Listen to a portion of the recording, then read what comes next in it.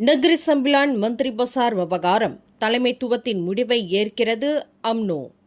நகரி சம்பிலான் மாநிலத்தின் அடுத்த மந்திரி பசாரை தேர்ந்தெடுக்கும் அதிகாரத்தை கட்சியின் உயர்மட்ட தலைமைத்துவத்திடம் ஒப்படைப்பதாக மாநில அம்னோ தலைவர் டத்துஸ்ரீ ஜலாலுடின் அலியாஸ் தெரிவித்துள்ளார். இன்று நடைபெற்ற அம்னோவின் 80வது ஆண்டு மாநாட்டில் பேசிய ஜலாலுடின், மந்திரி பசார் நியமனம் என்பது தேசிய முன்னணி மற்றும் பக்கத்தான் ஹரப்பான் கூட்டணி கட்சி தலைவர்களால் எடுக்கப்பட வேண்டிய முடிவு என்றார். தற்போதைய மந்திரி பசார் டத்துஸ்ரீ அமினுடின் ஹருன் மீதான நம்பிக்கையை 14 அம்னோ சட்டமன்ற உறுப்பினர்கள் ஏற்கனவே மீட்டுக் கொண்டுள்ள நிலையில் இந்த விவகாரத்தில் விரைவில் ஒரு தெளிவான வழிகாட்டல் கிடைக்கும் என எதிர்பார்ப்பதாக அவர் கூறினார்.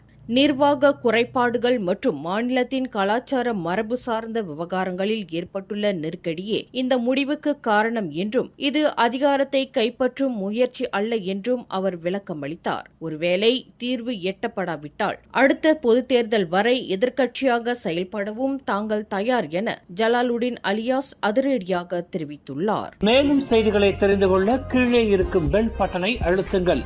உங்கள் மகிழ்ச்சியை வெளிப்படுத்த லைக் மற்றும் ஷேர் செய்யுங்கள். தொடர்ந்து திசைகளோடு இணைந்திருக்க சப்ஸ்கிரைப் செய்யுங்கள்.